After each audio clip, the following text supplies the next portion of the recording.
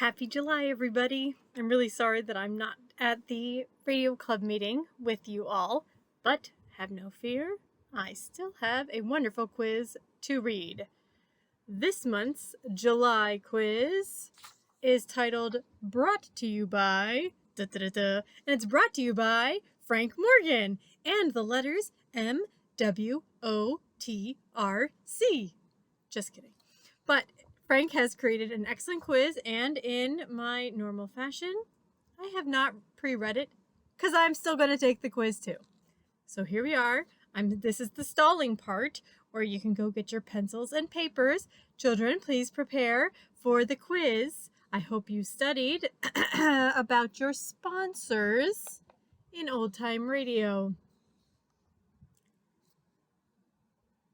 Number 1. Jack Benny had many sponsors over his more than 20 years on the radio. Which of the following sponsors was his longest running? A. Jell-O. B. Depends. C. Grape Nuts. D. Lucky Strike. Jack Benny had many sponsors over his more than 20 years on the radio. Which of the following was the longest running? Jell-O, Depends, Grape Nuts, Lucky Strike.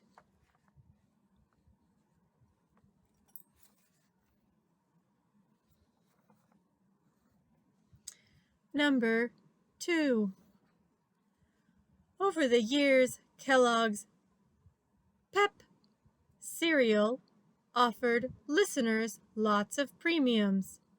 It was also known for its mildly laxative effect.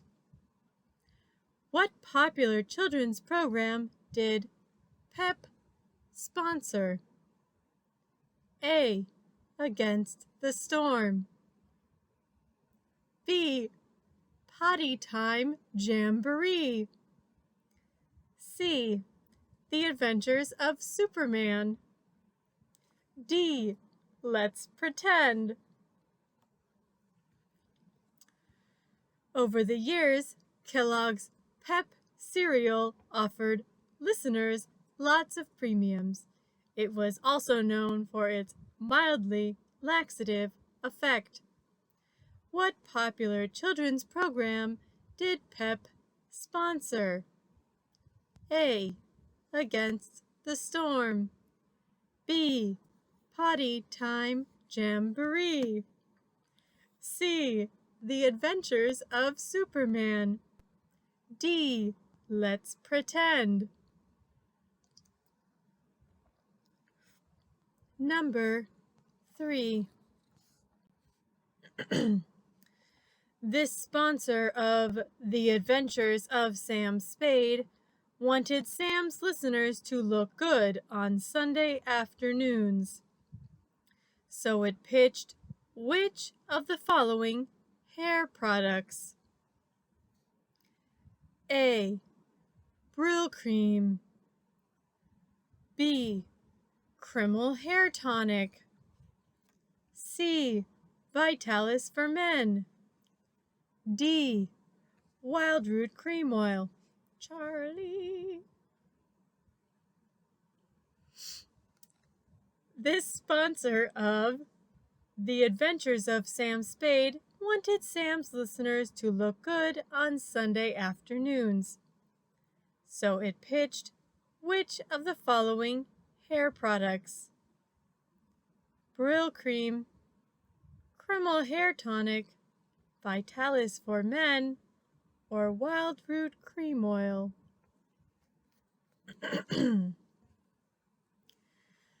Number 4. The Rio Grande Oil Company sponsored which of the following shows in the early days of radio? A. Calling All Cars. B. Police Reporter. C. Police Headquarters. D. The Lineup. The Rio Grande Oil Company sponsored which of the following shows in the early days of radio? Years of radio. A. Calling all cars. B. Police reporter. C. Police headquarters. D. The lineup.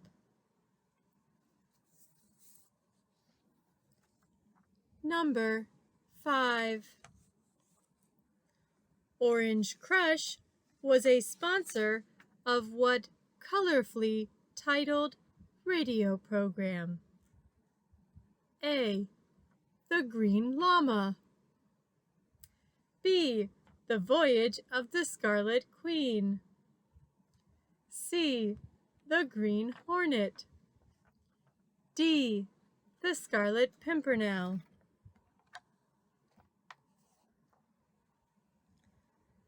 Orange Crush was a sponsor of what colorfully titled radio program? A. The Green Llama. B. The Voyage of the Scarlet Queen. C. The Green Hornet. D. The Scarlet Pimpernel.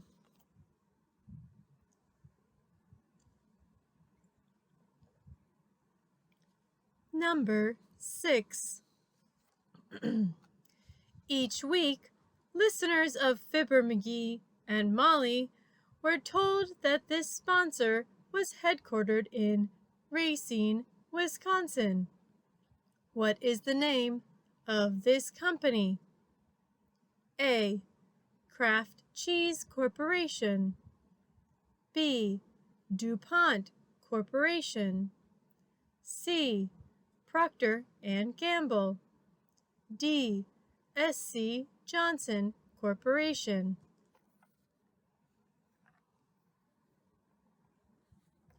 Each week, listeners of Fibber McGee and Molly were told that this sponsor was headquartered in Racine, Wisconsin.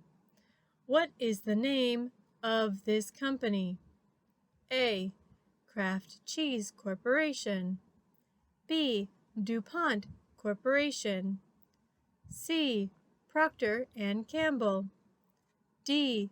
S.C. Johnson Corporation.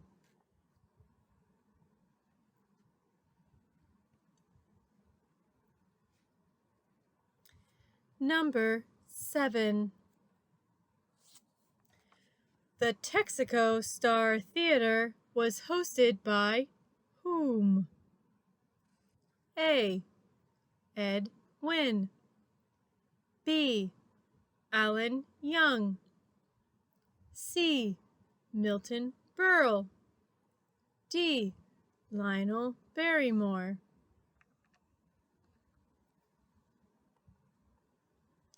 The Texaco Star Theater was hosted by Ed Wynn, Alan Young, Milton Berle, or Lionel Barrymore.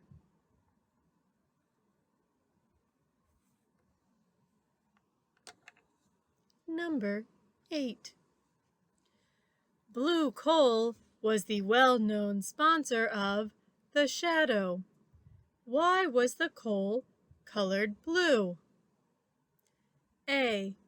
To designate it as hard coal as opposed to soft coal. B. It came out of the ground that way from certain mines in Pennsylvania. C. To distinguish it from its competitors. D. To designate it in shipping abroad as coal from the U.S.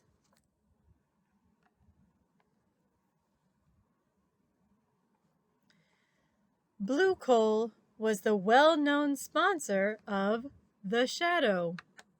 Why was the coal colored blue? A. To designate it as hard coal as opposed to soft coal. B. It came out of the ground that way from certain mines in Pennsylvania. C. To distinguish it from its competitors. D. To designate it in shipping abroad as coal from the U.S.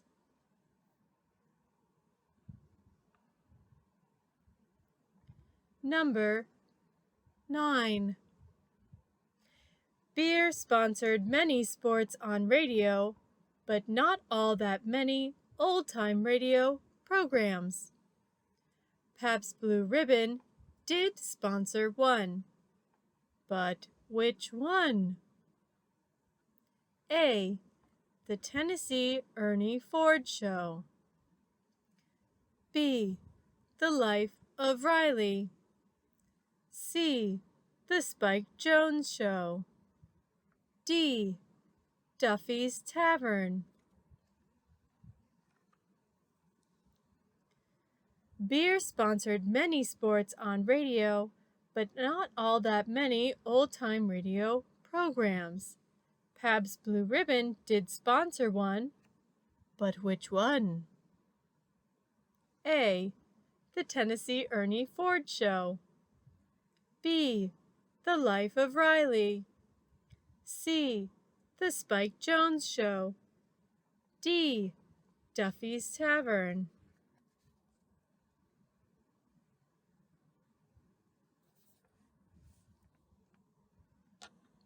Number 10. On September 30th, 1962, the final episode of Suspense was aired. On that final night, who was the show's sponsor? A. Final Touch Fabric Softener. B. Roma Wines. C. Autolite Auto Parts. D. Parliament Cigarettes. On September 30th, 1962, the final episode of Suspense was aired. On that final night, who was the show's sponsor? A. Final Touch Fabric Softener. B. Roma Wines. C. Autolite Auto Parts. D. Parliament Cigarettes. I hope you have entered your choices in the quiz or written it down on a piece of paper, and I will meet you back in a little while to find out the answers. Good quiz, Frank. Very good quiz. All right. See you soon. Without further ado, Joe, you can redeem this meeting through your presentation, Okay. which I know we are all looking forward to hearing. So thank you, Joe. Okay. I need control of the screen. All right, I will make you a co-host. Let's see. Let me do that from the other. Let me just get this up. There we are, Joe Webb. That's me. That's you, and you now have the power, Joe. All right, everybody can see the screen? Yeah, have you launched it? Yes. Can you see my slides? I don't. How about everybody else? Oh, hold on. I got to click share screen. Okay. Yes, share Yes, screen. that's right. Here we go. Oh, thank God. I thought something else was coming wrong. Well, you already followed the advice of John Abbott, so you know it's. I'm going to need the little men in white coats to carry me off. All right, here we go. Can you see it now? Yes, thank you. Okay, very good. Okay, greetings, everyone. Excuse me, Yes. but you do have some blind people on the call. Yes. So could you tell us what the slides represent? Yes. We're just now on an opening slide that says suspense. Okay, So great. Thank you. you'll be able to follow along, and There's a PDF of the slides, which I know that a lot of different software can pull the text out of.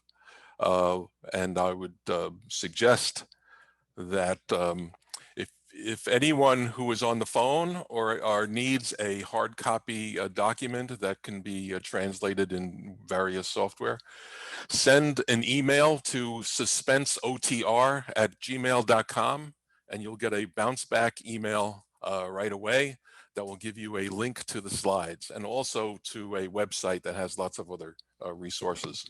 So that's suspenseotr@gmail.com. And there's also the web page that has been set up for the presentation. And the short way of getting there is tinyurl.com/suspense MWOTRC. So that's tinyurl.com/suspense MWOTRC. Probably suspenseotr@gmail.com is probably the easiest way to get there. I was going to mention I'm also blind, and Sure. I don't really need to have the slides because if I'm trying to listen to what the slides are saying and listen to you at the same time, that's going to be too much. It's going to Right. be, it's going to mess up my ability to focus on what you're saying. But if you could be more descriptive, Yes, while I you promise are I doing your will. talk, that will be fine. I promise I will say nothing that So is don't say over contrary here to the and slides. there, words that are very ambiguous. You know what I mean? Yes, yes. But say specifically, at this time, and name the person or whatever it is. Oh, sure, All sure. right, thank you. I appreciate that. Oh, no problem. Okay, I've been studying suspense for a little over 15 years now. I've been in the hobby for 50 years, but I still find hard to believe. Uh, um, and I can't say that I really liked the series, but when I started to research what happened to the missing programs and where they might be and what was on them, well, like I started to get more involved in the backstory, especially the production, the producers, the stars, and the like. So I just want to encourage everyone that if you do research on a series, it increases your enjoyment of the program much more than would be just from listening to them, because you get a sense of what it took to bring the programs to a speaker. Suspense has an absolutely incredible story behind it, some amazing people in it, some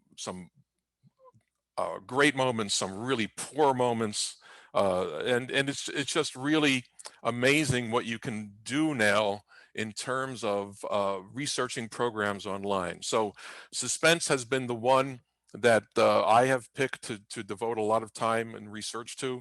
The hobby would really would benefit greatly if everyone just picked a particular program and do all the searches on newspapers.com and World Radio History, which is a marvelous site because they have all of the Billboard editions and Radio Life magazine and all kinds of things there that they can get involved in. So I just wanted to make that statement on the outset that once you start studying the programs, you get appreciation for the medium, but also the program and the people involved itself. Now, Suspense was on the air for quite a long time. It was on 20 years. It also reflects all of the societal changes that were going on through those 20 years. I mean, the program started after World War II. So the war finishes. We go into the 1950s. There's a lot of things going on in terms of politics and all that, and Suspense was affected by that. The changes in technology, moving from transcription discs to recording tape and other parts of production, and it all had an effect on the series. So by studying Suspense, you can get an appreciation just of radio itself. Now for tonight, I'm going to go through the eras of Suspense, of which there are many, the factors that made the show different. Jack French, when he responded to a question what would you like to hear tonight? He says, well, how did they get all the sponsors? And he basically opened up a can of worms in that case, because how they got the sponsors and how they managed all the sponsors and how they retained them, and in both cases they did not, are stories in themselves. So we're basically going to focus principally on the Roma years and the Autolite years. Not that the other years aren't important, but we do have limitations on time here, of course. And then I have some other news about what's going on in suspense collecting and the hobby in general. And then we'll have time for questions. In terms of the different eras, basically you've got a summer series, which I'll go into a little bit more, that was basically a testing ground. It ran some stories by some major authors, but a lot of John Dixon Carr stories. And then it was in New York until January of 1943. And the move to Hollywood was very, very important. We'll talk about that shortly. And then it picked up Roma Wines. This was the beginning of the heyday of the program. If there's a period of time where Suspense had a level of enthusiasm about what it was doing, I would say that it was during the Roma years, right after the end of World War II, or really right after victory in Europe, and then it started to spread to Japan, of course. But those particular years, you can sense a greater enthusiasm about what's going on with the program and the country, with entertainment and all. And then Roma Wines leaves. I'll explain all that. It goes into this really weird period about the hour-long format, and then it picks up Autolite.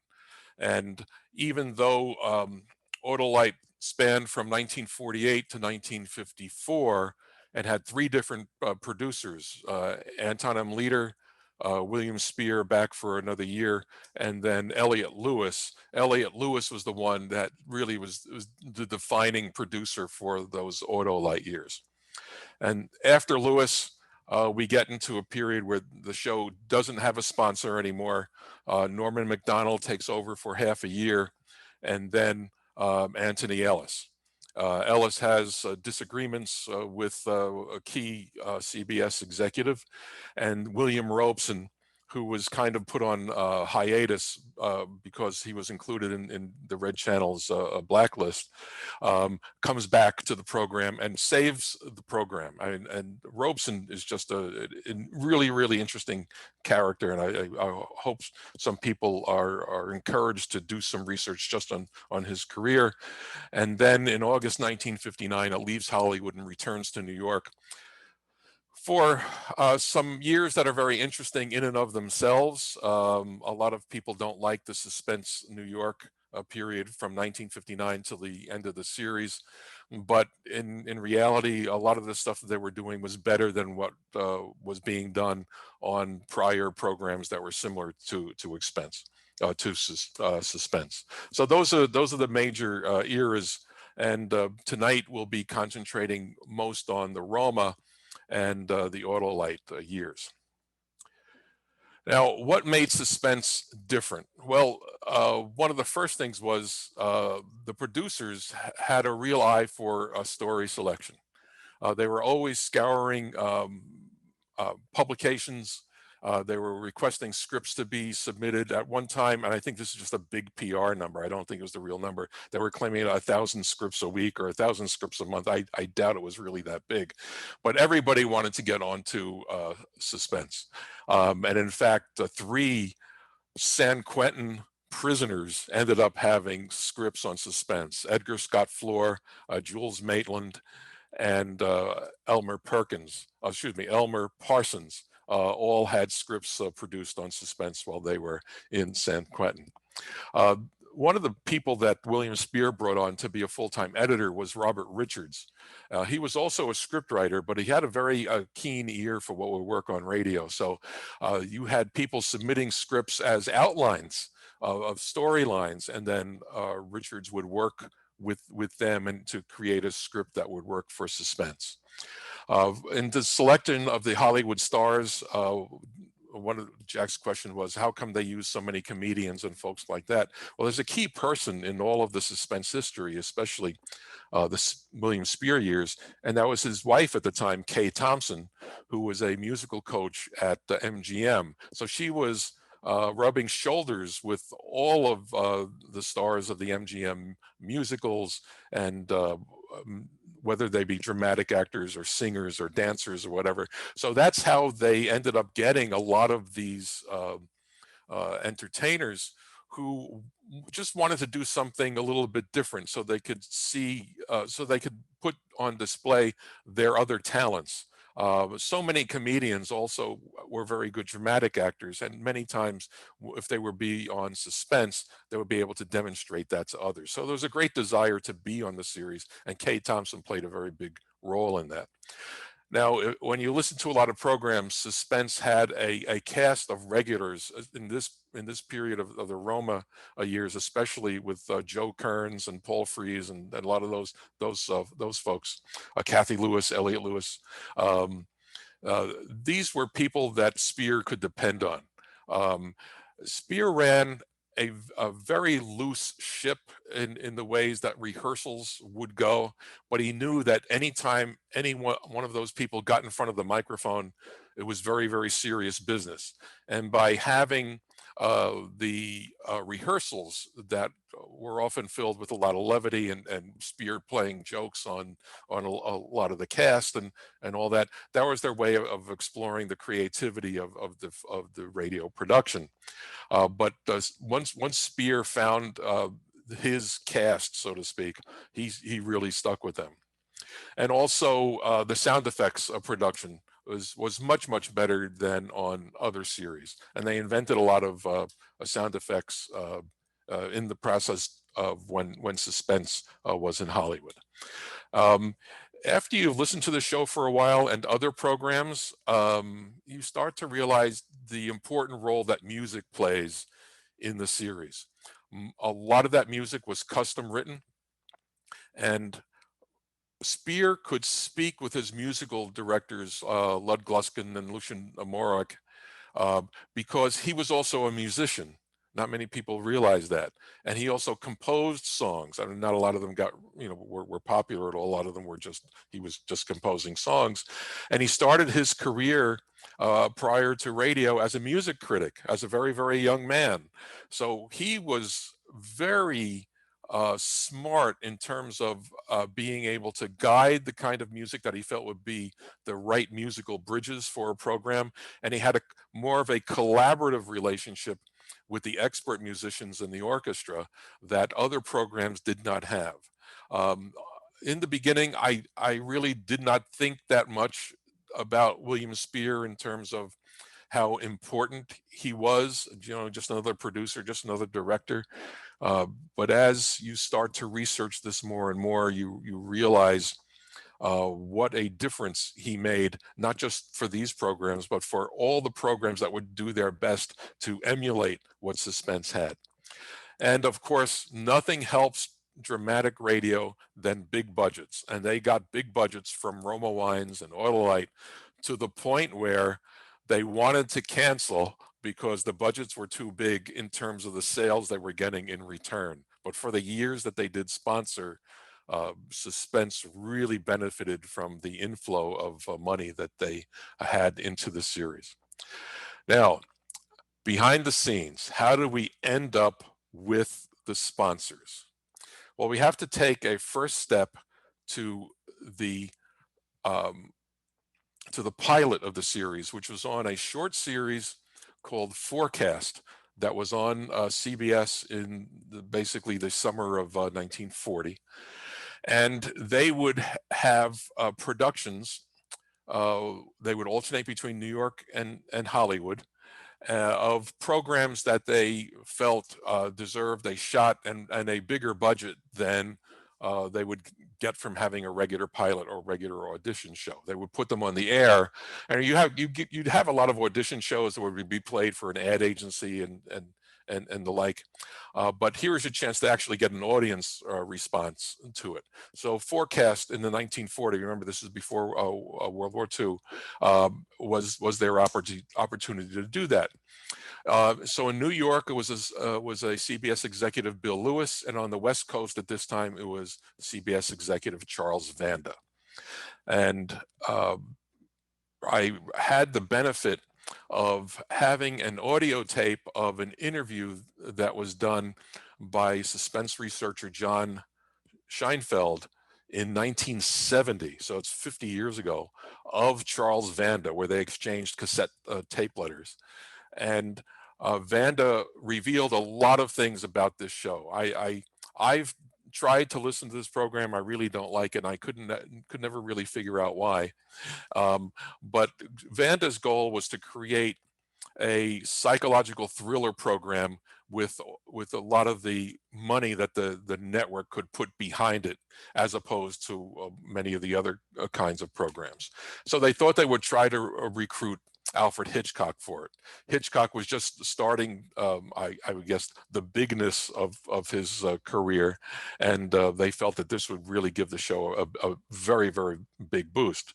So Hitchcock and Vanda were talking, and Vanda lays out his goal for the series to have a suspense thriller. He didn't know what to call it, and Hitchcock looks at him and says, "Why don't you just call it Suspense?" And that's how the name of the program came from.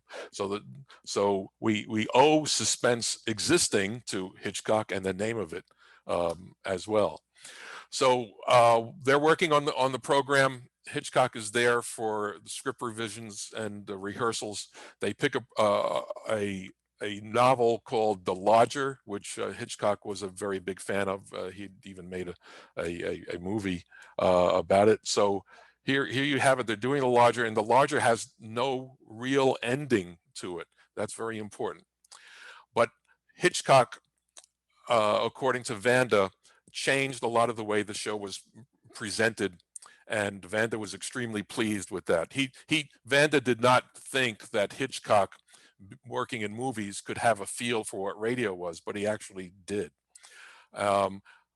Hitchcock is supposed to appear on the program, but he gets called to New York City, and he couldn't do that. So they had to find a British actor to replace him, and we recently found out that was an actor named Edmund Stevens. So he's the one who imitates Hitchcock in that broadcast. He did not have a very, very big career, but he was one of the many British actors in Hollywood at the time doing support roles for a lot of different things. So Hitchcock is actually in a New York studio when they broadcast the program with a radio critic from the New York World Telegram. And they're sitting and talking, and Alton Cook says to him, "Wait a second, that's not you on the program. You're here sitting right in front of me." So Hitchcock had to admit that they did have this other actor in there. Cook did not particularly like the show. In fact, nobody liked the show.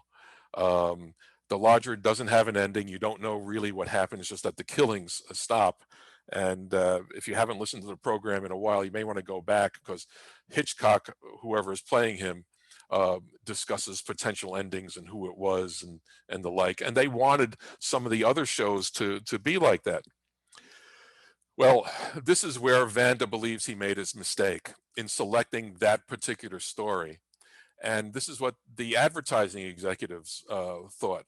They did not like Suspense because they felt this story had no conclusion, so the audience would not be satisfied. The other thing was that you had Lux Radio Theater with Cecil B. DeMille on every single week. And here it is, a program that's supposed to feature Hitchcock, and he's not even there. So this puts some skepticism in their minds about, is Hitchcock really committed to this kind of thing? Basically, what happens, Suspense languishes. Nobody really wants to pick it up. Vanda still has a hope of doing it. Vanda moves to New York, and he gets the chance for them to put Suspense on the right way in summer of 1942. It's a sustaining program. It doesn't have a sponsor, but he thinks he's got things solved for it. He does the program for a few weeks. He gets called to service in the war, where he goes on with other radio executives to start the Armed Forces radio service. And he doesn't come back for a few years. In the meantime, William Spear gets leadership of the show. The show was going to be canceled. Suspense was going to be canceled a lot of different times over the 20 years. This was the first time at the end of this particular summer season. But some of the executives thought, let's make a go of it. The people who did listen, even though the ratings weren't the best, the people who did listen really loved it. So William Spear picks up the show. Kay Thompson gets a job in Hollywood working for MGM, and they decide to move to Hollywood. So it wasn't necessarily Suspense moving to Hollywood. It was Kay Thompson moving to Hollywood and William Spear following her along. I'm not a big fan of the first year or so of Suspense. The John Dixon Carr stories, while they're interesting, they're not the way Suspense became. And I like the way Suspense became a lot more. Carr's contract was not renewed, and he had to go help the war effort in the UK anyway. So he is gone. Spear starts to change this to a people in trouble kind of a program, and he uses the first person narrative in a lot of the stories. Now, where did he get that idea from? Well, one of his closest friends was Orson Welles, and Welles was always giving Spear advice because Spear was the person who hired Orson Welles for his first radio job on March of Time. So they had a bond together, and Welles was always gracious and appreciative of the start that William Spear gave him. So in a sense, William Spear is responsible for Welles getting the foot in the door to lead to the Mercury Theater on radio. So Welles really pushed this first person narrative, and Suspense started to use it more and more often and kept it for the majority of the series. The other thing that happened is Sorry, Wrong Number. And there's a lot of ideas that, well, Sorry, Wrong Number became popular because of the mistake at the end. And that's not really the case. Sure, there's a mistake at the end. But what happens is it's a vicious, very, very vicious program. And it was originally written so that Mrs. Stevenson would be rescued by the police just in time. Kay Thompson's influence, even in this program, William Spear changed the name from, she heard murder speaking or something, variations of that, to Sorry, Wrong Number. And Kay Thompson tried to convince Lucille Fletcher that, if you make the ending a little bit more gruesome and just have the body fall, people who were getting really annoyed with Mrs. Stevenson during the show. And if you listen to the show, you really say, will someone take care of this person and just shut her up? And then she gets killed and there's no police, nobody finds her.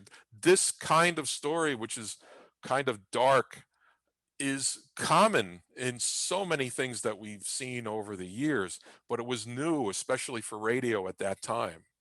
And that's why Sorry, Wrong Number got so much publicity, because it was so different. And that's what got a lot of advertisers to start thinking about Suspense differently. Now, one of the things I have on this slide is that is a newspaper clipping of Colgate sponsoring Suspense, being one of the candidates for it. And I tried to think of what would a Colgate sponsored Suspense be like. And they may have wanted to clean it. I'm not making a pun here because they make cleaning products, but they would have wanted to clean it up. Would Colgate have approved Sorry, Wrong Number? I mean, that's the kind of ending that you can have on a sustained program where you don't have to deal with advertisers. So all of these things work together to make Suspense the way it is. So they eventually start working with Shenley and Roma Wines.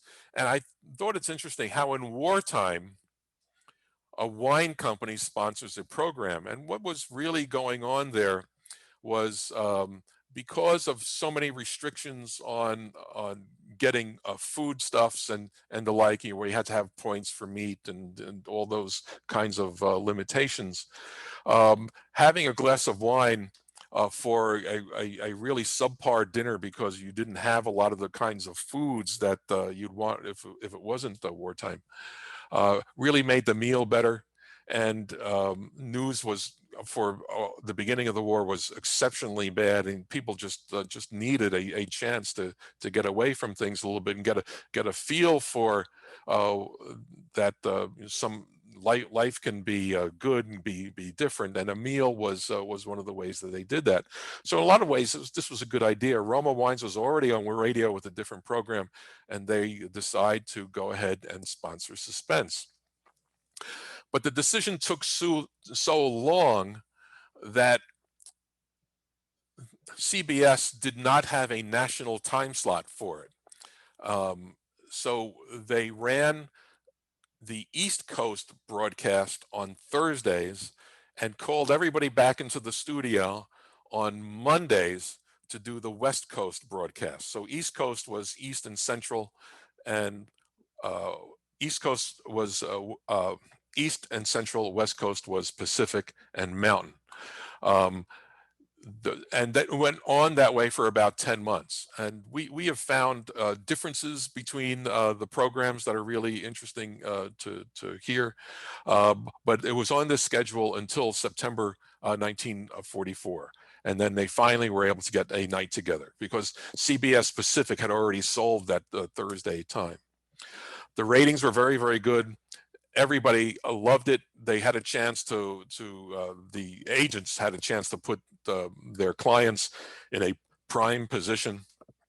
And Suspense is such a good program that it wins a Peabody Award for a broadcast in 1946.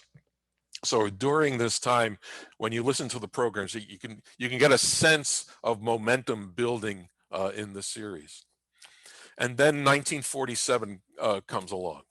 And this is the year that almost ended Suspense for good. So it almost gets canceled after the summer series of 1942.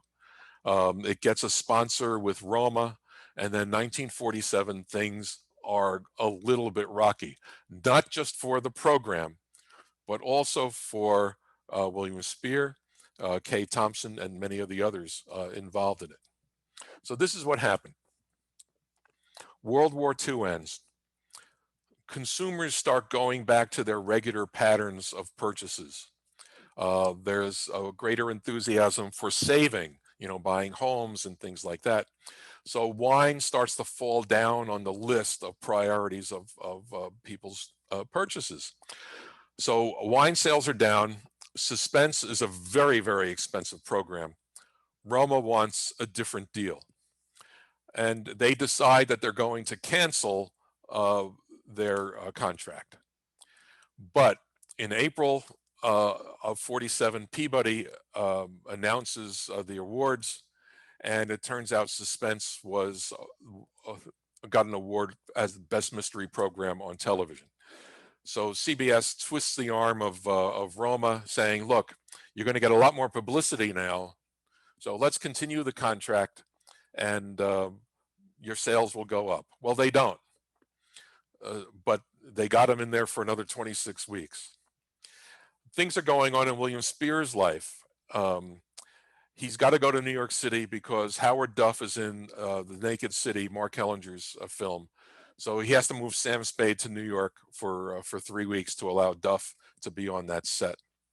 In his personal life, Kay Thompson and Bill Spear decided to separate. She goes to Las Vegas to develop, to establish residency there. While she's there, she invents the Las Vegas show. That's a totally different story. And he starts seeing June Havoc. And she is playing in summer stock in Connecticut, which was a very popular place for theatrical people to go to get away from the city for the summer. And then Spear is there for 3 weeks. Suspense is in New York. Sam Spade is in New York, and they're having meetings, and nothing can bring Roma back.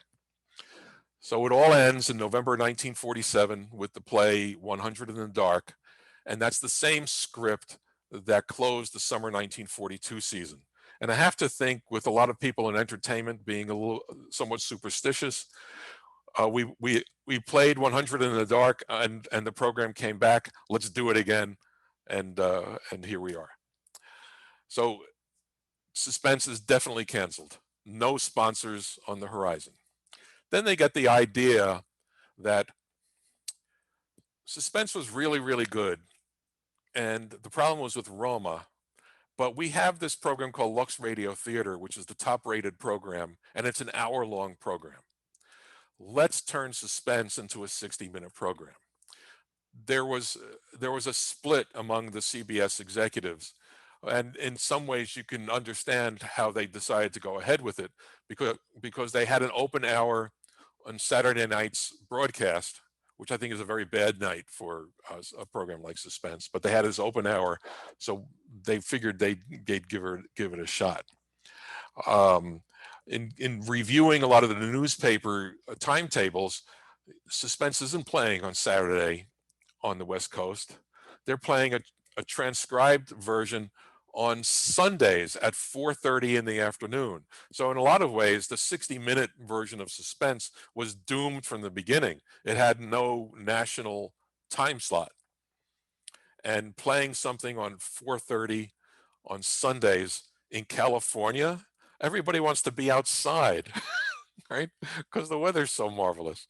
No sponsor could be found for it. They put on some interesting productions, but there were no new productions. They were all repeated productions. Spear even uses the Candy Tooth from Sam Spade, which was a two-part program, as an hour-long program. They're trying to fill in the weeks as best they can. They finally get some new scripts toward the end of February, but there's a lot of other stuff going on in the background. Spear had big plans for this series. And this was from a letter that Robert Montgomery sent to researcher John Scheinfeld, and laid out 26 weeks. And you can see here some really well-known stories that they were going to make Suspense a little bit more sophisticated. They're going to do the Maltese Falcon, the Glass Key, the 39 Steps. Some of these shows they had done on the half hour of Suspense, but they were going to be able to broaden them. Murder of Roger Ackroyd, do a full treatment of ABC murders, go back to The Lodger, Love's Lovely Counterfeit, Double Indemnity. These were big stories at the time. Mystery of Edwin Drood, which Lewis later did. Pitfall, which was the Dick Powell movie. Now, Dick Powell and Bill Spear had worked in 1945 on Bandwagon Mysteries, which was the original Rogues Gallery. Unfortunately, no recordings are there, but he and Powell developed a friendship at that time, and Powell had a movie called Pitfall. And the plan was to run Suspense with Pitfall while the movie was coming out, for publicity for the movie. That's the way it seems, looks like. And then we're going to do classics, Tale of Two Cities, Macbeth. So they had very, very big plans, but Spear and CBS basically have a falling out. The ratings don't develop. There's confusion over who's the actual producer, William Spear or Robert Montgomery. Montgomery is having difficulty with CBS. They want him to be the producer, but they also want him to act. And he's saying, I want to be paid to be the producer and paid to be the actor. So I want 2 checks for those particular weeks. In the meantime, William Paley is not a believer in the 60-minute show. So he's negotiating with other advertisers, one of which is Autolite. Spear gets frustrated with the whole thing. He leaves CBS. He and June Havoc finally have time to run off and get married.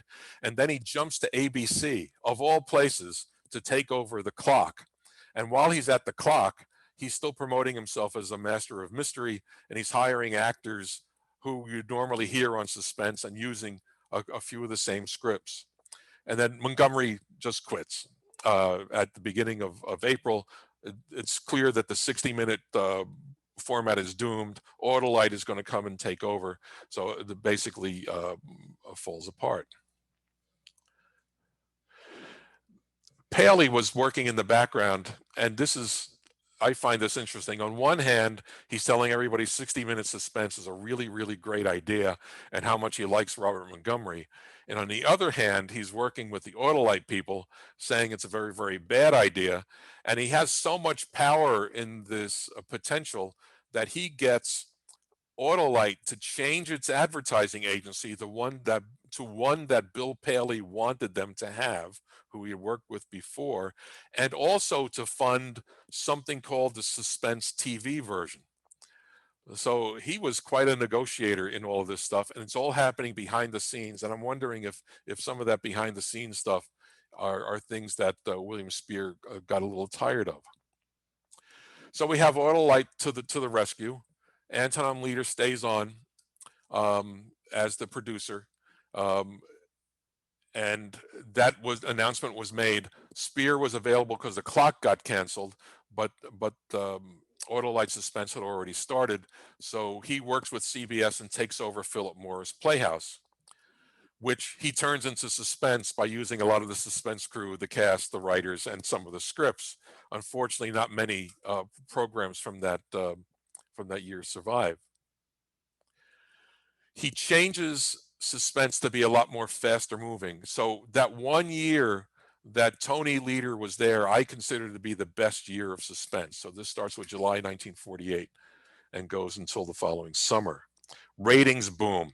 I mean, it's very clear Suspense is on an upturn, considering the ratings are slipping in 1947, were terrible in summer of, in the beginning of 1948 with the hour-long version. This is a very, very big turnaround.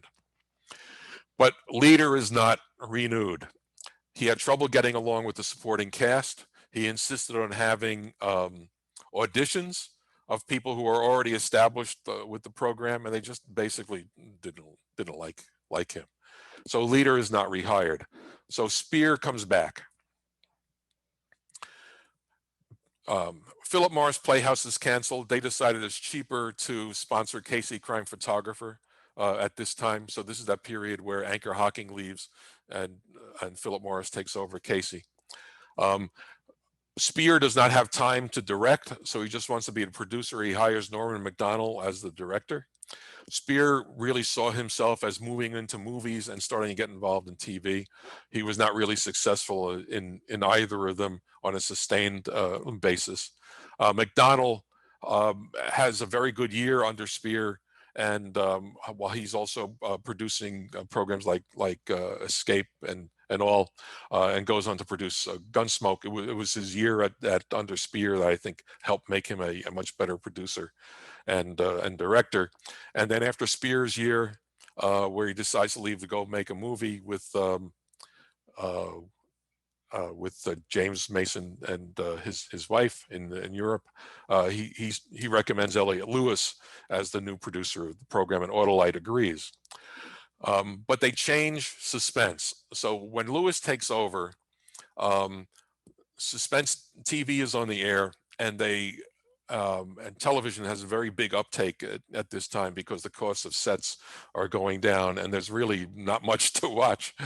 So Suspense on television was going to do very well in whatever cities at that time had TV. So if people were going to watch Suspense on TV, they still wanted people to listen to Suspense on the radio. So the Autolite people and the ad agency for Autolite decide that there's a new vision, instead of the people in trouble approach, that they would be doing programs based on recent and historical events. So they would have either some fictionalized dramatization of those events or give some background to those events that people would not have been aware of. And they also have some of the Suspense musicals like Wreck of the Old 97. So it was very, very experimental. They do keep the first person narrative approach because that always works with Suspense. And for this reason, a lot of the Lewis years are a little choppy. There's a lot of variability to it, but you know that there's some deep creativity and experimentation going on in there. It's a good part of the series. I like the more traditional part of Suspense, but Lewis is, as an actor, as a writer, as a producer, I mean, he's really top notch.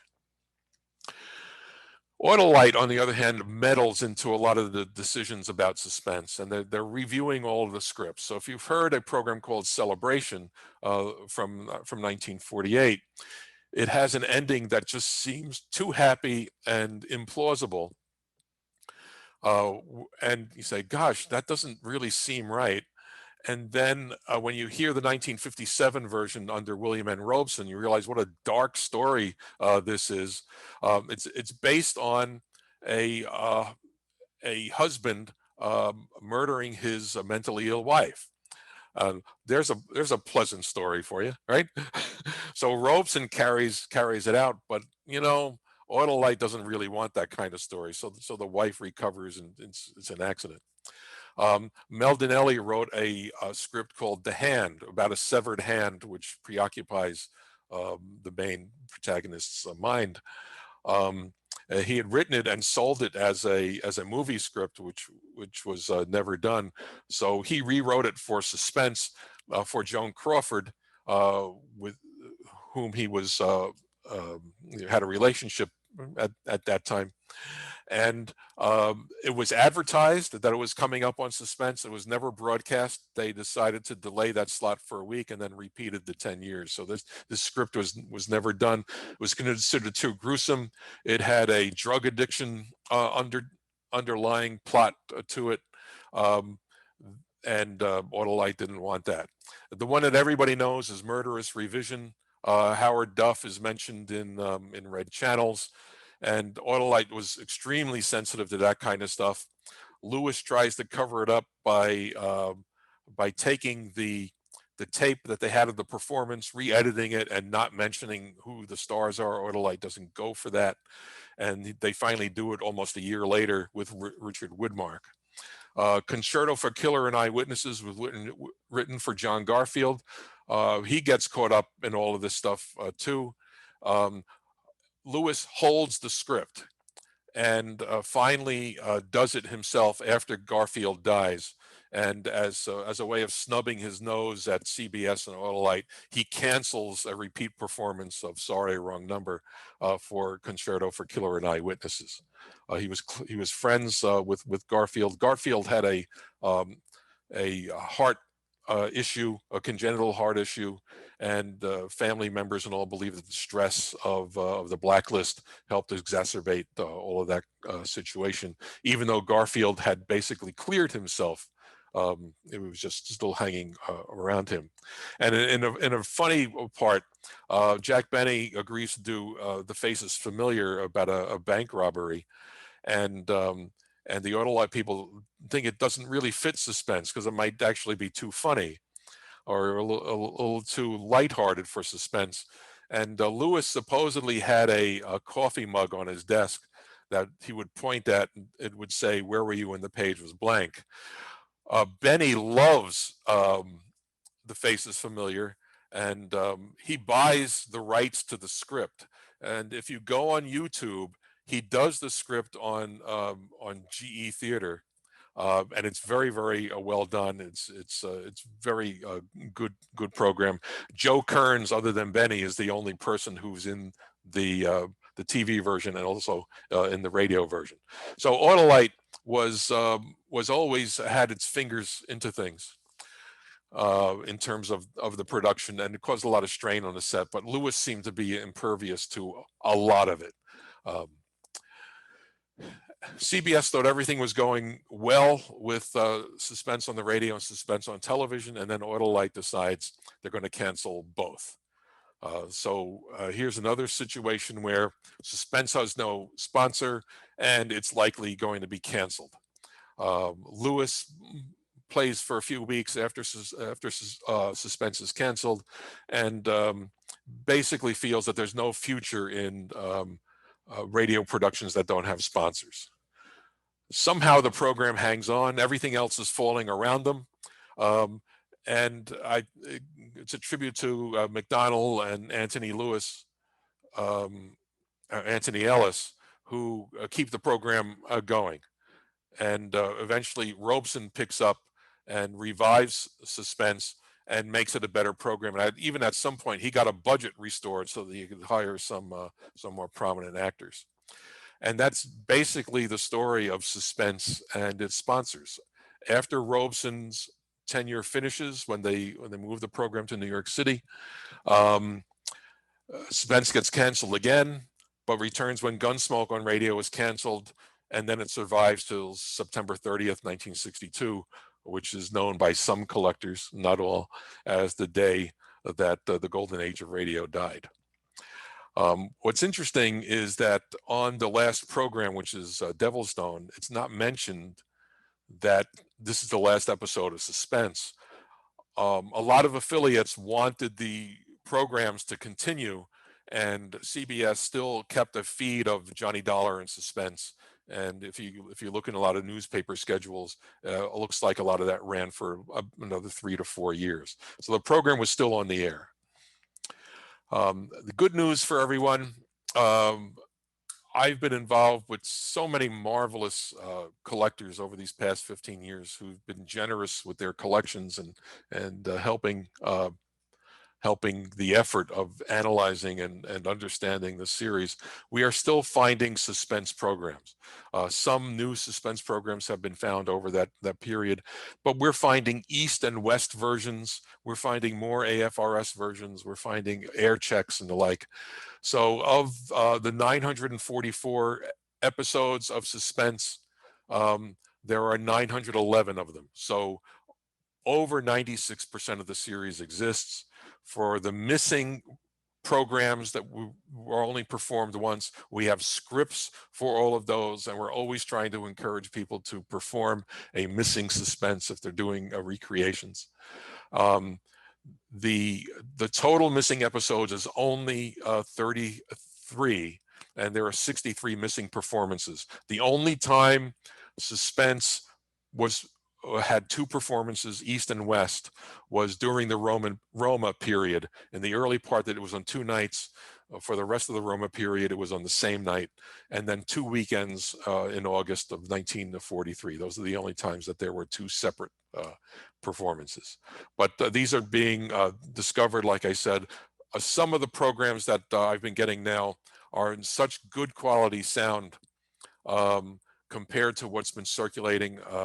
I would strongly suggest that you follow along with some of those things, and I'm going to explain how you could do that. This first thing is there were 14 missing programs, and one of them came to collectors last year, Fury and Sound. So this is a list of the 13 missing programs. You'll see that 6 of the 13 are from 1943 and before. And then it's very spotty afterwards. So these are the programs that were only performed once. The last one, August 1st, 1956, Massacre at the Little Bighorn, was one of the scripts written by this San Quentin inmate, and it's about the day before the Little Bighorn. But some of these are just marvelous. I'd love to get Deadline, the June 15th, 1950 show, which is with Broderick Crawford, which appears to have been recorded on a Saturday night starting at 7 p.m. And the recording session ended somewhere around midnight. And knowing rumors about Broderick Crawford, I wonder what the after party was like, and how into Tuesday it probably went. Not Monday, Tuesday. We're missing the first Autolite episode, The Last Chance, in 1948, July 8th. And it's interesting, that show starred Cary Grant, and the first Roma program was with Cary Grant. So you see the superstitious signing of someone for good luck there, perhaps. There are recreations, and on this slide, let me go back.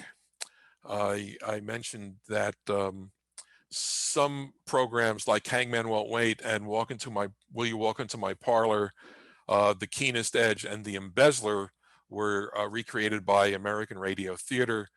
And there's a Blue Hours production of Hangman Won't Wait and Fury and Sound by Blue Hours Productions. The Fury and Sound one follows the original story that they produced, and the broadcast has a slightly different ending. But if you go to AmericanRadioTheater.org, and I'll have links for this on the webpage that I set up, and also on the Suspense radio drama on SoundCloud.com, you can get to the Blue Hours Productions recreations. Fury and Sound came out last year for the full hobby, and it is the absolute craziest suspense episode. And in some ways, that explains why it was run during the summer when listenership was probably the lowest. It's a roast of William Spear, and it has radio luminaries in it. Irving Reese, who trained Spear, Robeson, and so many others, who was a key CBS executive, especially with Columbia Workshop, who created many of the techniques that were used in radio production, was also a writer. And Jerome Lawrence and Robert E. Lee, who wrote the Broadway plays, they wrote this crazy script about a maniacal producer who would scream at the actors and make unwarranted demands on them. And this was Spear's, the opposite of what Spear actually was, but it was his reputation. So they created this for him. And it even stars two actors that were concocted as names. These actors don't exist, yet the publicity for the show mentions that Mark Humboldt is going to co-star with Norman Lloyd, and that Clifton Cromwell was going to be in the cast. These are fake names, and they're in the publicity for the show. The star is Norman Lloyd, who had worked with Hitchcock and was a friend of Spear. Jack Edwards, who a lot of people don't know, was the brother of Sam Edwards and was a very, very busy supporting actor on radio. We know Sam Edwards from so many Westerns that he was on in the 1950s. Lorene Tuttle is there. Elliot Lewis was actually Clifton Cromwell. Bill Johnstone is in the cast, and William Spear is in it and plays himself at the end. Some of that is cut out this is the AFRS version that exists now, but we have the script. There's lots and lots of inside jokes and imitations. Norman Lloyd starts imitating Orson Welles at one particular point. And I would suggest that you read the summary that suspense collector Keith Scott and I and others helped create to explain the show before you listen to it. If you listen to it without reading the notes, it's just absolutely crazy, and you wonder what the heck you are listening to. But if you know what's going on in the background, you could start to really appreciate it. The only way we had access to this program originally was that it was novelized in the first issue of Suspense magazine, and that's what Blue Hours Production used to create their recreation. But the program ends differently than what they had. So you can really immerse yourself in this particular program, and you will enjoy it. You may have to listen a few different times. Old Time Radio Researchers has been extraordinarily helpful to the suspense effort, and also to finding rare programs and high quality recordings. From a late collector, Joe Hain, and Martin Grams was very, very helpful in making some of this possible in terms of the logistics. I had known of Joe Hain, who lived up in the Allentown, Pennsylvania area for many, many years, and he dropped out of the hobby in the early 1980s.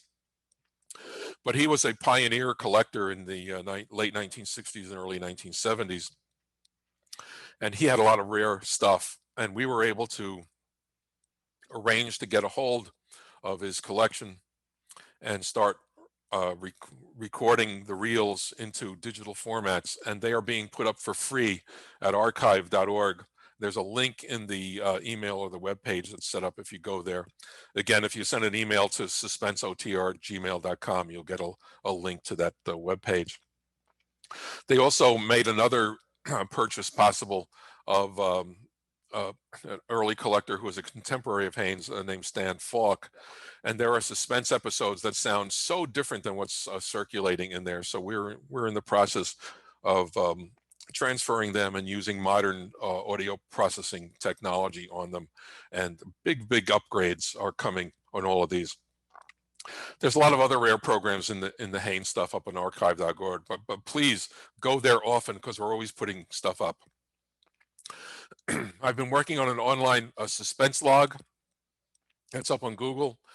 You'll learn more about this series than you ever wanted to learn by going there, and you can print it out as a PDF or as a spreadsheet.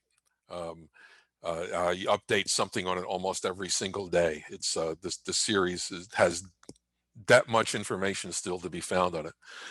And next week or the week after, Keith Scott, who's been researching this series for over 30 years and going through the casting information by looking at the original scripts and working with others like Carl Shadow to identify actors who are on these programs. This will be released sometime next week. It's going to be a free PDF download. It's 250 pages about. It's one of the best documents about suspense that's been found, and it's solely because of all the new research techniques that we can now use.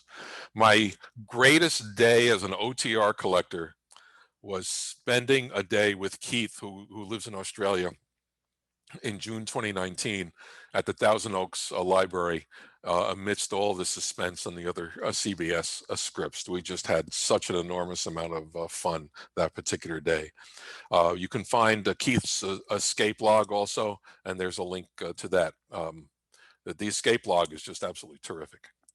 And then I have my own Suspense resource page, and you'll find things on there like a background on how many times Agnes Moorehead really performed Sorry, Wrong Number, what the last live production of that was, and the other people who've done that script on radio. I've got a very good page about the blacklist and Suspense and who was affected by it. There's a letter that William N. Robeson wrote to Edward R. Murrow that is just absolutely stunning, describing everything that was happening to him and his career, and trying to figure out why he wasn't allowed back at CBS when others were, especially when Robeson did some Peabody Award-winning World War II program like Man Behind the Gun, and had done a program about the resistance in the Eastern European countries against the communists called Operation Underground. So it's really interesting to see that letter. I got a page where you can link to the YouTube movies of that were built from radio scripts. Some of them, it's not always that obvious. And then for collectors who want to listen to Suspense on a day-by-day basis, so if you want to know all the programs that were broadcast on July 9th, I have a Suspense a Day calendar that you can go to there. So enjoy that page. It's got some really great links if you're doing just regular research on the series. So we're at the point where I can entertain some questions, and I appreciate you're letting me do this. Well, we appreciate your presentation, Joe. I mean, it's just wonderful. Thank you so much. And I'm sure there are many questions forthcoming. I know Edgar's still on here, so he can always get the ball rolling. Well, I don't have a question, Joe, but I wanted to comment on one of the things that you mentioned, and that was the first person use. And Harriet Hilliard, in Never Enough Money, she came across as someone who could have done drama as opposed to the comedy that she did. I've always enjoyed that one. And even Lucille Ball in Dime a Dance, I thought that she did a great job in that one. As you go through all the newspaper listings, you can see many places where they changed, excuse me, where they changed the program that was going to be on, because the script that they originally planned didn't fit the guests they were going to have. So one of the programs was the shooting of Billy the Kid, 1952. Frank Lovejoy has it. That was originally planned for Donald O'Connor. And, it just wasn't coming together. So they pushed Donald O'Connor aside and snuck Frank Lovejoy in, who sounds a little too old for the part, but they did get a radio pro in there for that. They changed the script that Lana Turner was going to do to something that was more suitable for her skills. So there's some of that goes on in there. Lucille Ball, I mean, we always think of her as a comedic actress. She was one of the favorites for the dramatic roles in Suspense. The relationship between Charles Vanda and Bill Spear was a little testy at times. It got really bad in the 1950s, but Spear had heart problems, and Vanda would come in and produce the show without credit. Lucy heard about this, that Vanda's name wasn't going to be mentioned. So they changed the name of the bank in one of the shows that she's in to Vanda Financial, just to get his name into the program. So there's a lot of little cute things like that in that online log. So take a look at that, and you'll find a lot of those things. Joe, this was an excellent presentation, and we thank you all for it.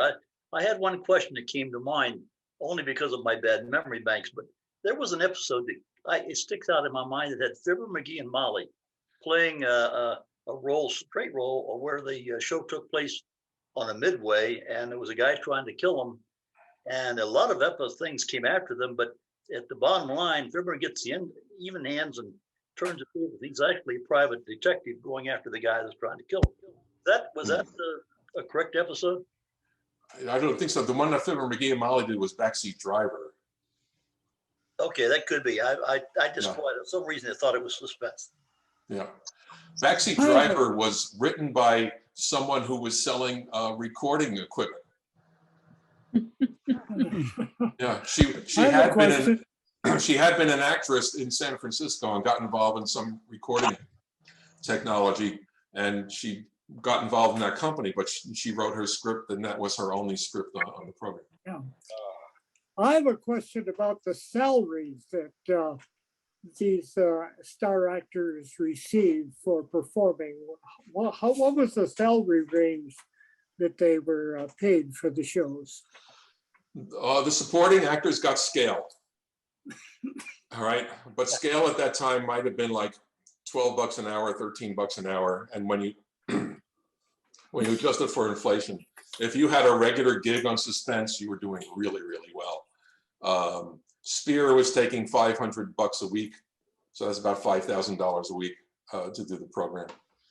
For the guests, I think there's a website called Jimmy Stewart on the Radio, which has an image of his Suspense contract, and I think he got $5,000. So that'd be about $50,000 or $60,000 for showing up. Sinatra. I have a question for you, Joe. Has a good copy yet been found of the shooting of Billy the Kid? The one I've seen was a home recording that was very scratchy. Yes, there was an AFRS recording available now, and it's nice and clean. I have a question, Joe. Sure. About the music. Yes. Now, Bernard Herrmann, I thought, wrote the original Suspense theme. That's correct. And yet, in the later Suspenses, he's not given any credit for that. And they say that it was either, well, I can't think of the names right now, but, you know, they give the credit for composition of the theme music to a lot of different people. It's like they forgot that Bernard Herrmann wrote that music. In the early years, he does get some credit. He is not mentioned often. That's correct.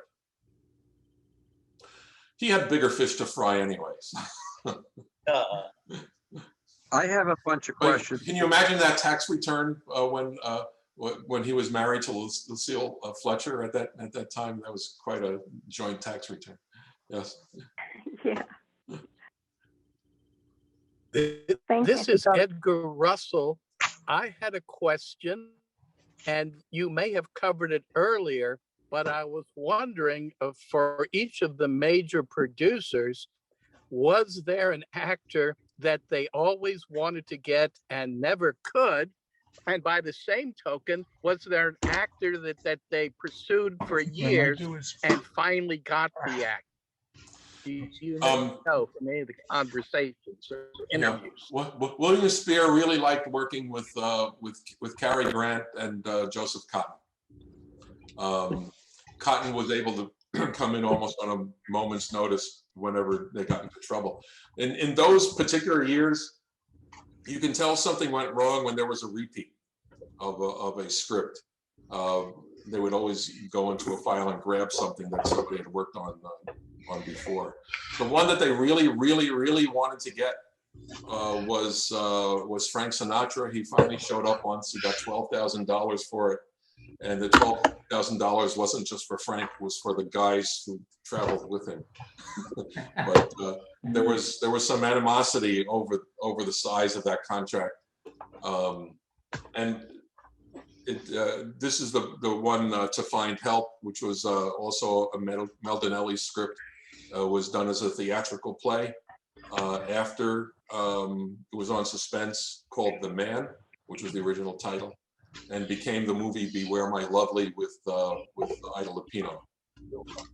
So Donnelly got a lot of mileage out of that particular script.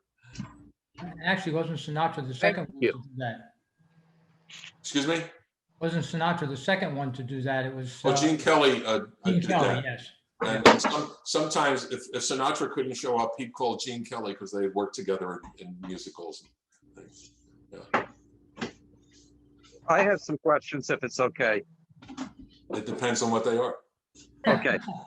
First of all, I wanted to thank you and congratulate you on the wonderful restoration work you've done on the Suspense series.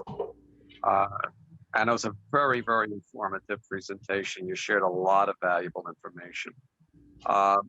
One question I have is regarding the Suspense TV show. Does what's on the TVDs the only thing that exists, or are they in a more complete shape? Martin and I have discussed this a few times, and I've researched it independently because you don't want to just trust Martin when he says something, right? The 80, I think it's 82 that exist of the 260 or so, and that's it. No one knows where the kinescopes are. Kinescopes could have been destroyed. But that's, as far as I know, that is it. They were all up on YouTube.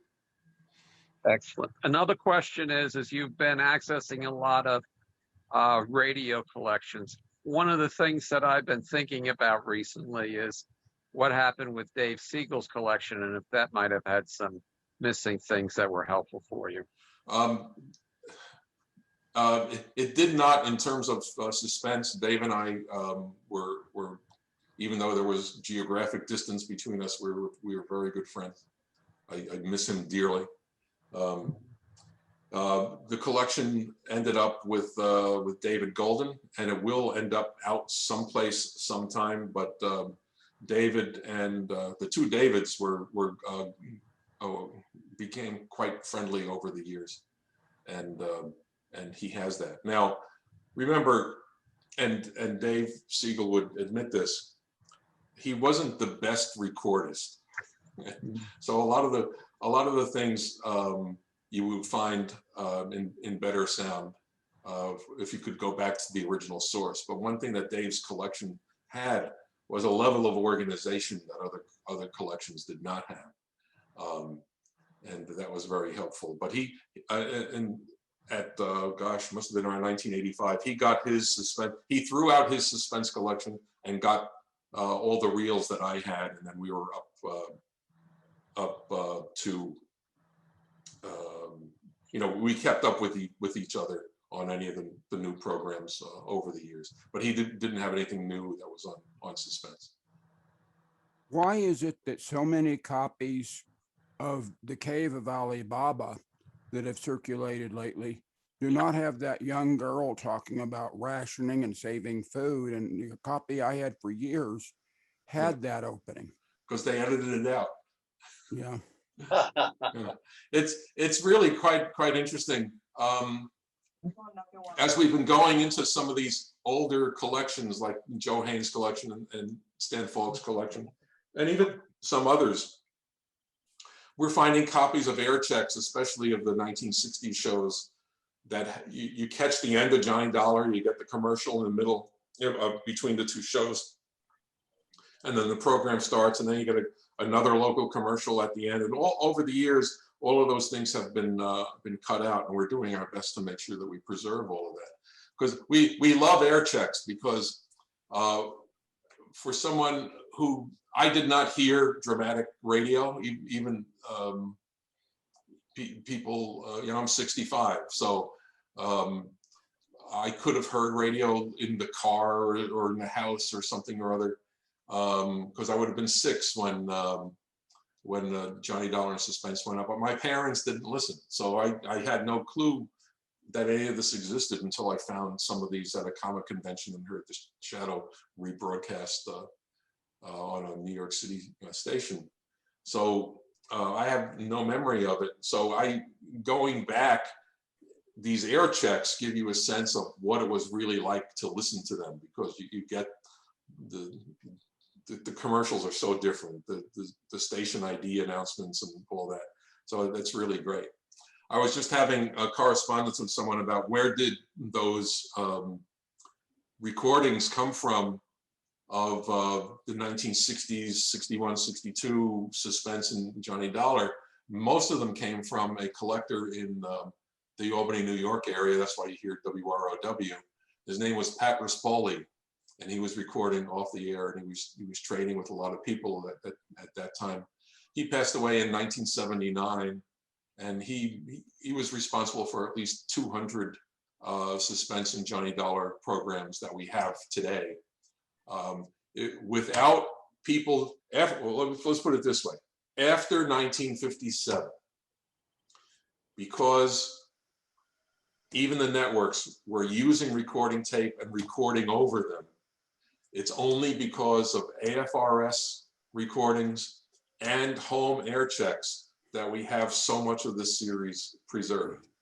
And the idea that the last missing network broadcast we have is something from 1956. And everything else after that we have is a tribute to all the people who loved the programs and recorded them at home and then forgot about them and still had them in the collection so that we could enjoy them today. It's amazing that this series is as intact as it is now.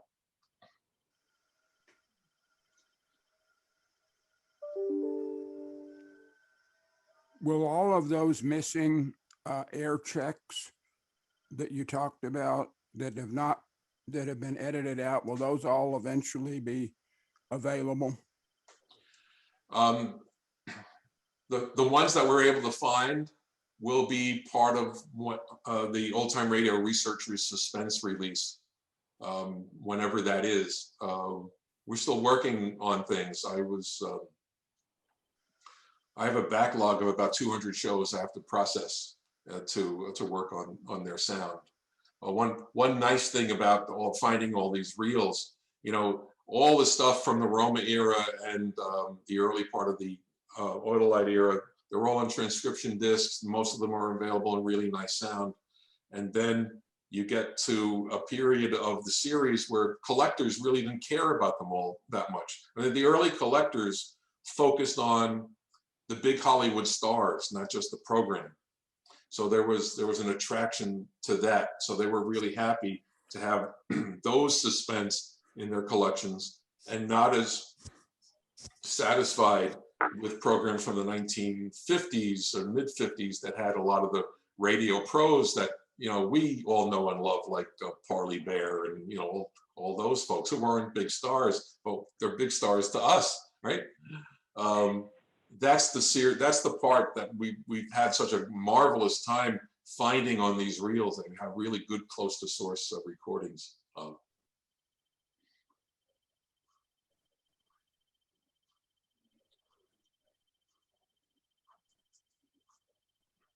Once again, Joe, thank you. I learned so much. My head is just reeling, but no pun intended. But it is wonderful that you and so many others are really digging into these things, because it's truly interesting. And I always enjoy the shows where you have the original advertising on them, because as you mentioned, it's always so different and quite delightful. And then it's always kind of fun to find those products that have survived 50 or 60 years and we're still using them today. If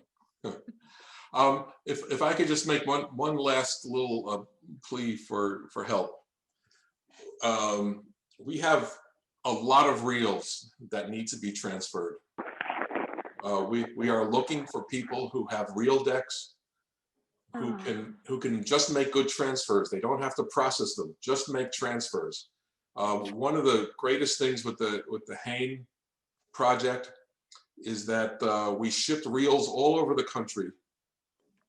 There were about 8 people working on the reels, and they were too expensive to ship reels overseas.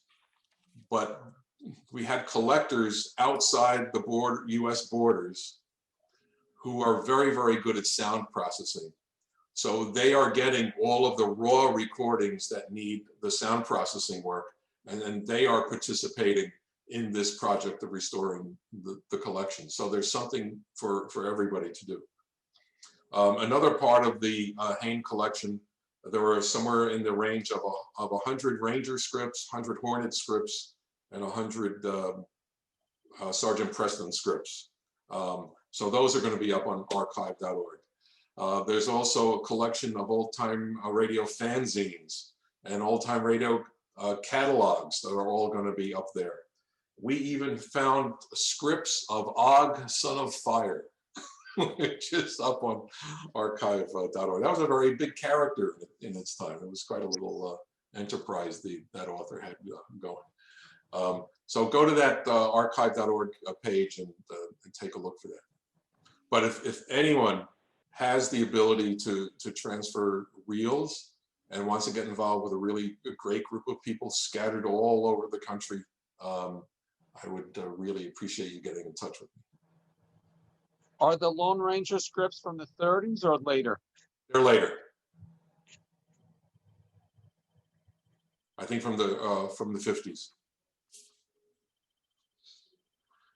They were done on mimeograph, so I thought I was going to get a grammar school test. I was trying to get the smell from the mimeograph. So, couldn't get it. They're too old. Oh my goodness. If I may ask, Joe, what was your favorite and least favorite Suspense episodes of the ones you've heard? My favorite Suspense episode by far, and I think it's underappreciated, is 3 O'Clock starring Van Heflin. Oh, yes. Oh, yeah. I think it's a better performance than Moorhead Gibson. Sorry, wrong number. Sorry. Well, it is a stunning program. And then some of the bad ones. I'm not a big fan of the John Dixon Carr episodes, but some of the ones in the 1960s, they were reusing some bad Mysterious Traveler scripts. And I know there's a lot of fans of Mysterious Traveler, but it doesn't really fit with Suspense. So The Big Dive, I think, is a really more appropriate for Mysterious Traveler than it is for Suspense, that's for sure. My least favorite, Elspeth Eric wrote it, it's one of the later ones, Weekend at Glebes. That is a very strange one, but it's got Raymond Edward Johnson in it. So if you like Raymond, you'll put up with it, I guess. Yeah. And I also think that and another collector felt the same way. Of the last two episodes, Point of a Needle and Devilstone, the Point of a Needle would have been a more fitting show for the last show than Devilstone was.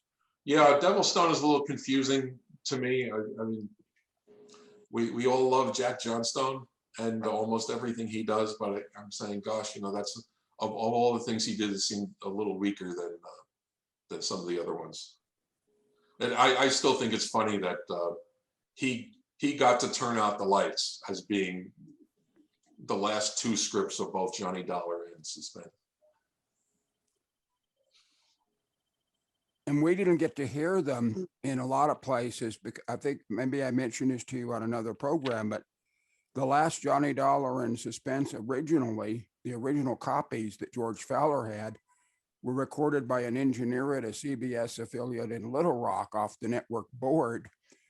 And what happened was September 30th, 1962 was the same day of the James Meredith crisis at the University of Mississippi. Yeah. And the Midwest kept getting interruptions for bulletins and updates, but fortunately, CBS fed the West Coast affiliates, and he was able to tape those last two shows uninterrupted from the West Coast feed. Well, I don't know if what I have of that now originated with that, but I did find better sounding copies than I had before. Maybe that's where they originated. Those copies originated from. Oh. Well, it's always wonderful to think what's lurking in people's attics and basements, preferably probably attics, so your basement doesn't flood. But thank you so much, Joe. It's been a treat and an honor to have you share your expertise and knowledge with us. It was good to be here. Great to have. This was wonderful. Yes, and there many people are clapping, although But I made they're them all all mute. mute. It's really wonderful. I don't think I've seen so many tiles on my screen ever on Zoom, so this is exciting to me. So everyone, I apologize for the earlier hiccups with launching the poll. And rather than put you through Sally's whole recap of where the answers are, I think it might be a little, I'm not better than, but I think it might be more satisfying for me to read this. Poll in progress. Rebecca, is it possible for you to launch the results of the poll? Yes, I think so. Oh, God bless you for stepping in. It took me a while to get my wits about me. Yay, here we go. So I think I will just, I'm not Sally, but I will do my best here. So question 1. Jack Benny had many sponsors over his more than 20 years on the radio. Which of the following sponsors was his longest running? A, Jell-O. B, Depends. C, Grape Nuts. D, Lucky Strike. And 29% of you who took the poll online thought it was Jell-O. Nobody went for Depends or Grape Nuts. And 71% of you thought it was Lucky Strike. And indeed, that was the correct answer as supplied by Frank Morgan. Number 2. Over the years, Kellogg's Pep cereal offered listeners lots of premiums. It was also known for its mildly laxative effect. What popular children's program did Pep sponsor? A, Against the Storm.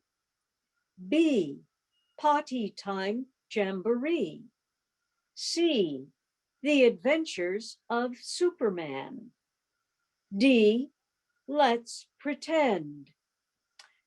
And the answer is, well, none of you went for potty time jamboree, or so no one was fooled by that answer. One of you thought it might be against the storm. There were 4 of you, 24%, who thought it was let's pretend. But once again, most of you were not fooled. And the correct answer was C, The Adventures of Superman. 3, the sponsor of The Adventures of... I want to listen to Potty Time Jamboree. Well, we'll get, wait for the meeting after the meeting and we'll play it for you. 3, this sponsor of The Adventures of Sam Spade wanted Sam's listeners to look good on Sunday afternoons. So it pitched which of the following hair products? Multiple choices. 3, A, Brill Cream. 4 of you thought that was the sponsor. B, Crummel Hair Tonic. 1 of you went for that, and I actually had to look it up to make sure that actually existed. C, Vitalis for Men. No one was fooled by that one. And D, Wild Root Cream Oil. Again, 71% of you, or 12, got that one right. The correct answer was D. You don't seem to be fooling most of you tonight. 4, the Rio Grande Oil Company sponsored which of the following shows in the early years of radio? A, Calling All Cars. B, Police Reporter. C, Police Headquarters. D, The Lineup. And 65% of you thought the correct answer was A, Calling All Cars. 1 of you thought it was Police Reporter. 3 thought it was Police Headquarters. And 2 of you thought it was D, The Lineup. But the majority of you were right again. The correct answer was A, Calling All Cars. Number 5, Orange Crush was a sponsor of what colorfully titled radio program? A, The Green Llama. B, The Voyage of the Scarlet Queen. C, The Green Hornet. D, The Scarlet Pimpernel. 2 of you thought that A, The Green Llama, was correct.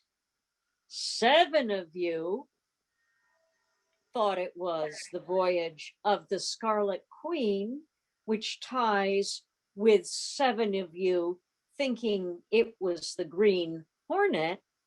And 1 of you went for the Scarlet Pimpernel. The correct answer was C, The Green Hornet. So we were much more split on those answers. Number 6, each week, listeners of Fibber, McGee, and Molly were told that this sponsor was headquartered in Racine, Wisconsin. What is the name of this company? A, Kraft Cheese Corporation. B, DuPont Corporation. C, Procter and Gamble. D, S.C. Johnson Corporation. And the correct answer was, 1 of you thought it was Kraft Cheese. However, DuPont and Procter and Gamble didn't even register on the Richter scale, and 16 of you went for S.C. Johnson Corporation, D, and you are correct. That was 94% of you. You're all really sharp tonight, guys. 7. The Texaco Star Theater was hosted by whom? A. Ed Wynn. B. Alan Young. C. Milton Berle. D. Lionel Barrymore. And among the answers, 9 of you thought that the answer was A. Ed Wynn. That's 53%. B. 3 of you thought Alan Young was the sponsor, which was 18%.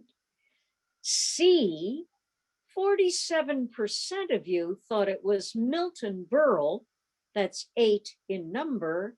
And D, no one thought it was Lionel Barrymore.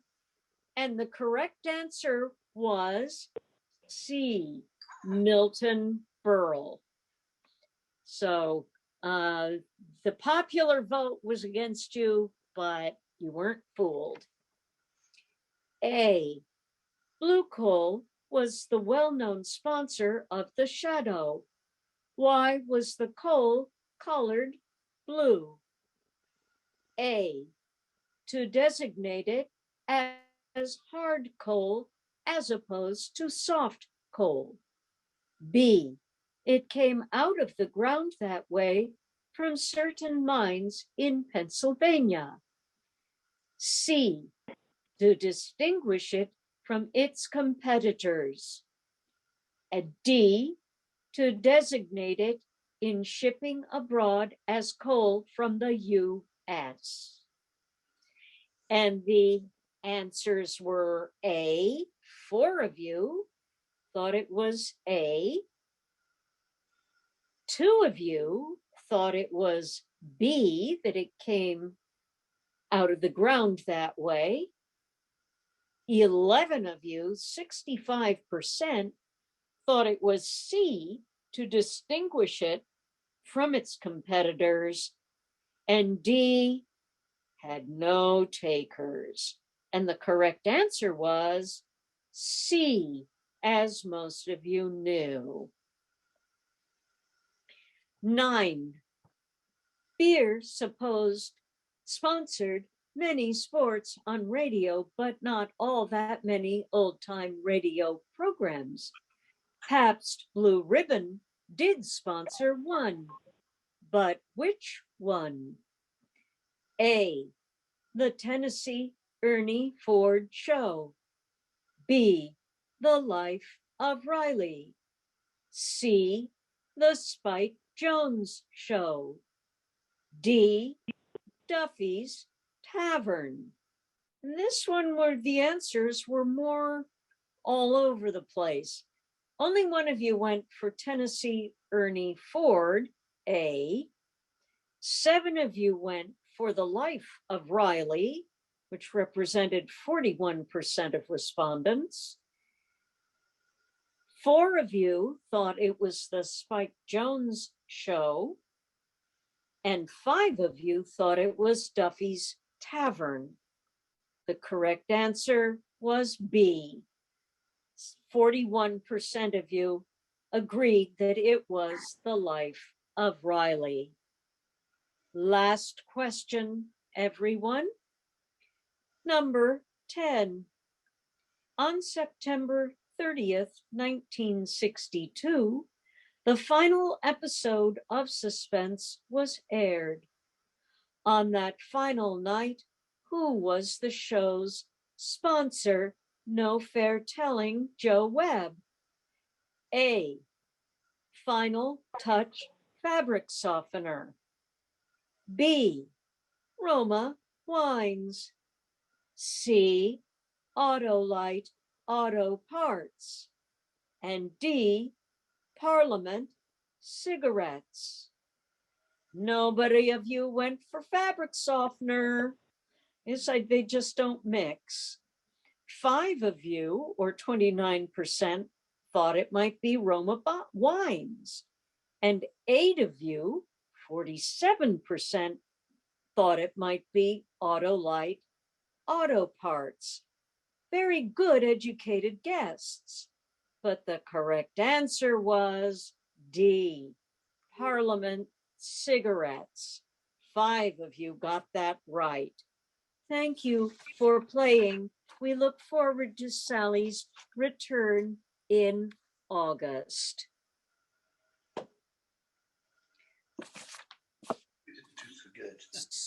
So I think that winds it up, unless anyone has some final thoughts. Frank, thank you for a delightful quiz and some very tricky answers.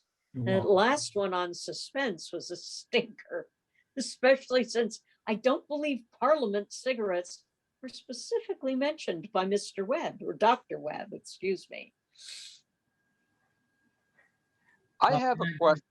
I do want to mention that Joe and I were communicating, and he did provide an all suspense quiz, but of course I had already submitted everything to Sally. So we will see Joe's quiz, but I will tell you this, pay attention to what he said tonight, because I'm usually pretty good at this stuff. And if he curved my answers, I might have gotten a C+. So great quiz. Well, we will look forward to Joe Webb's quiz at some point. I'm sure Frank and Jack at some point would like to have a break from having to think up all these questions every other month. So Joe, be happy to shoot those to us, and we will. I have them. Oh, you have? I have them. Yeah, I took the quiz. Oh, great! You have it. He took the quiz. He got he got a 67. Yeah. Well, I know where to find Frank, so that's great.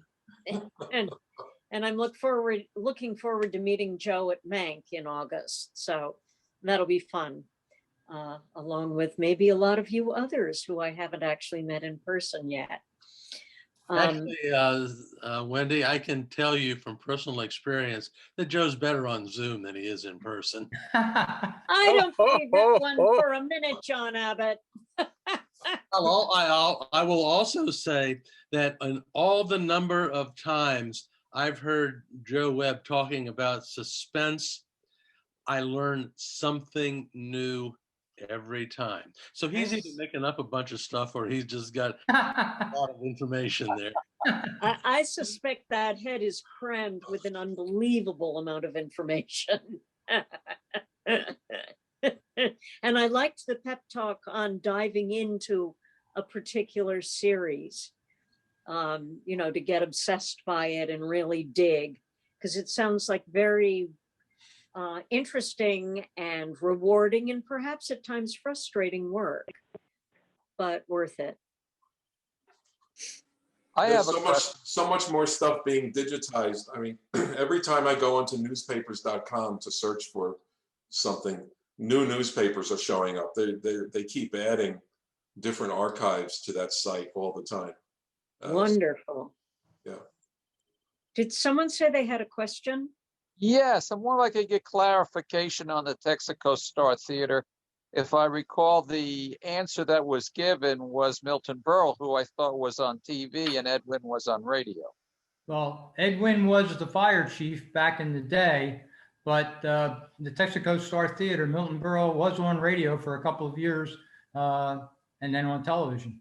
That's what's known as a trick question, because I picked Edwin too. Was his show called Texaco Star Theater or a different name? Which one? Edwin. Edwin's had a different, it was not called Texaco Star Theater, although Texaco was the sponsor and he was the fire chief. And I forget exactly what the title was, candidly, but I checked and before I wrote that answer. Thank you very much. You're welcome. Well, I would have said Bob Texaco. Oh. No, go ahead, Jim. Yeah, I just said I would have said Bob Texaco Hope. That's what I would have said. There you go. This is just wonderful. I also wanted to, for those of you who got my announcement, you know, urging people to throw their hats in the ring to take over editing Radio Recall. I did a cut and paste job on that because I am probably one of the least knowledgeable people about old time radio. And Carl Shadow very kindly emailed me back and said, I hope you're aware that Stuart Wright isn't with us anymore. So I do apologize for that mistake. I should have double checked with Jack before I hijacked some of his text for that announcement. And I thank Carl for setting me straight on that one. Can I ask Joe one question? Sure. I would like to, first of all, I want to commend you on this excellent presentation you gave tonight. I myself did a lot of work with Dave Siegel, and I'm still in touch with Siegel on a regular basis. Would you mind giving me giving everybody here your website or your email address maybe? If you use the website suspenseotr@gmail.com, that will get you the links to everything, and I'll also take a look. Just make sure that you make it clear in the subject line that you're sending me a message for me to read as opposed to just getting the link. Okay, I will do that. Thank you. Okay. I guess so. And I will try to tame my tech and get, you know, the information you sent us distributed to our mailing list, to our membership, so that they have all of those things written out, Joe, because you gave us a lot of excellent background stuff. Send people the link to that website that was that you'll see in the email, and then they'll be fine. Yeah. Maybe I can get John Abbott to do that, since for some reason I think a lot of my emails did not land in members' boxes, and that might have actually been a blessing. I don't know, but anyway, so it is. Does anyone have any further thoughts before we wind up tonight? All right. Well, then. I just want to say that. Oh, I'm sorry. No, go ahead, Joni.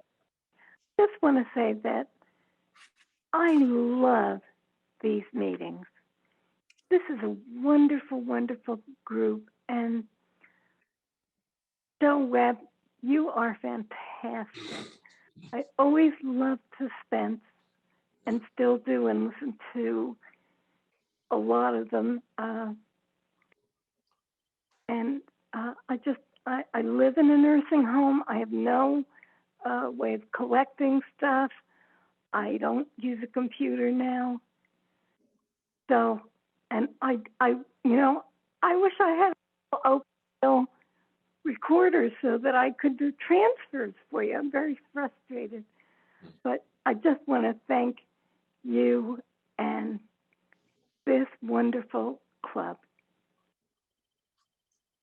Well, thank you, Joni, and we're just happy to have you. And I am going to do my best to make sure our meetings remain on Zoom. Try to do some sort of hybrid format when we are allowed to meet in person. So, because I think there's so many wonderful people who are with us regularly who otherwise couldn't join our meetings on a regular basis in person. I mean, traveling 2 or 3 days to get to Arlington probably isn't realistic. So thank you all. So without much ado, I think I will formally adjourn our meeting. Do I need a motion to do that, Dennis, or am I okay? In the past, normally you would make a motion to have an adjourn, and then people would second and such. So. All right. Well, I move that we adjourn. Second. All in favor? Well, I don't. Aye. Oh, great. Wonderful. Aye.